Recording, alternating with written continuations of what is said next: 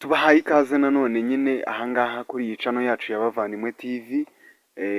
Muri iri shuri ryacu twigiramo ibintu byinshi, twigiramo ururimi rw'ikigande, ubu tukaba tubazaniye n'ururimi rw'ikinyankore tugiye kuzakurikirana nyine tukiga tukamenya ururimi rw'ikigande ndetse tukamenya n'ururimi rw'ikinyankore.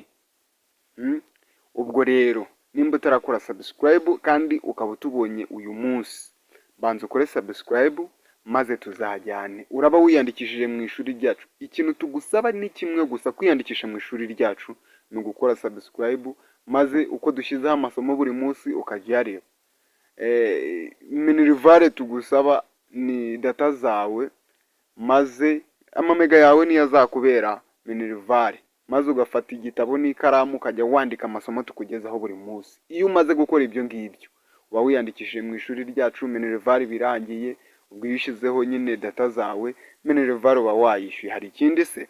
Nuko nguko. Ubwo rero tugiye kuzabana mu rurimi rw'ikinyankore, tubane mu rurimi rw'ikigande turi kwiga. Mwumvishe ko twatangiye nyine ururimi rw'ikinyankore, muzi isomo twavuyeho uko ryari rimeze ryo gusuhuza. Ubu ngubu tugiye gutangira n'irindi somo rya kabiri, tugeze kuri lesson 2 mu rurimi rw'ikinyankore. Kurikirana. Mugiye kubana nanjye Deo MC. Reka dutangire. Erizoba omukasheshe. Erizoba omukasheshe. Erizoba omukasheshe. Uyu munsi mu gitondo. Uyu munsi mu gitondo. Erizoba omwihangwe. Erizoba omwihangwe. Erizoba omwihangwe. Uyu munsi ku manywa. Uyu munsi ku manywa. Ubwo nyine ugiye kubwira umuntu nk'ibintu runaka ukamubwira ati uyu munsi ku manywa turi bukore iki. Reka tubanze twumve ukuntu babivuga. Erizoba omwazo. Erizoba omwebazo. Erizoba omwebazo. Ubwo iyo ushaka kubivuga vuba vuba uvuga ngo mu mwazo, ariko mu mwebazo. Uyu munsi ni mugoroba. Uyu munsi ni mugoroba. Erizoba omukiro. Erizoba omukiro. Erizoba omukiro. Uyu munsi nijoro. Uyu munsi nijoro. Nyenchakare omukasheshe. Nyenchakare omukasheshe. Ejo mu gitondo. Ejo mu gitondo. Nyenchakare omukasheshe. Nyenchakare omwihangwe. Nyenchakare omwihangwe. Ejo ku manywa. Ejo ku manywa. Nyenchakare omwazo. Nyenchakare omwazo. Ejo ni mugoroba. Nyenchakare omukiro. Nyenchakare omukiro. Ejo nijoro. Ijweri. Ijweri. Ijweri. Ejo bundi. Oyije ijweri. Ejo bundi. Uzaze ejo bundi. Ijweri. Ijweri. Ijweri. Ejo bundi. Ijweri. Ejo bundi.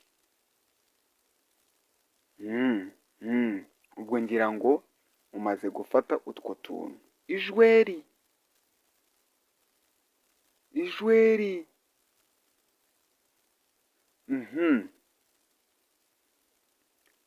Ayo ni amagambo n'ubundi tubanzirizaho mu gihe turi kwiga. Ngira ngo utwo tuntu ni ngombwa ngo tutubanzirizeho kugira ngo tubanze dufate utwo tuntu, maze tugende turi kurira step by step, kugira ngo tuzabashe kuba twakora ikiganiro mu rurimi rw'ikinyankore n'abantu batuzengurutse, n'abantu duhura nabo, n'abantu mu buzima tuzaba duhuye nabo muri ako kanya. Ubwo ngira ngo umaze gufata ibyo bintu uyu munsi, ejo, ejo bundi, nijoro, ku manywa, ku mugoroba, uko babivuga mu rurimi rw'ikinyankore, ndumva umaze iyi ni lesson 2.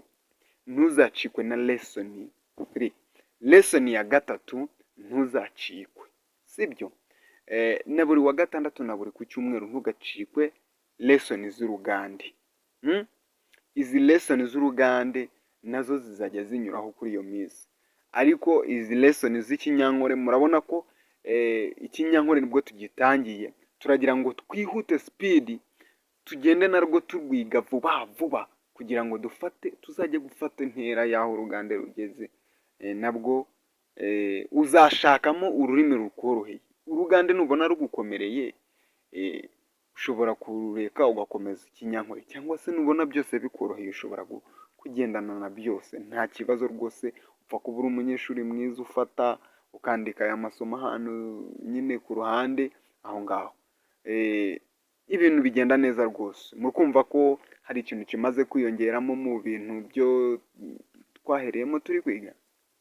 Nzi ko hari ahantu umaze kugera, hari umaze kuva ukaba ugeze ahandi hantu runaka. Rero reka iri somo tube turishoreje ahangaha kuri uyu munsi. Tuzongere guhura nyine ubutaha duhurira mu rindi somo ry'ikindi kintu runaka tuzaba twaguteguriye. Mwakoze cyane kubana nanjye, abantu mwabanye nanjye mukaba mwakoze subscribe ahangaha, abantu musanzwe mwarakoze subscribe muri ntwari cyane rwose. Salute you mwese rwose, ndabasuhuza cyane kandi ndabakunda cyane. Imana igomeze kubamera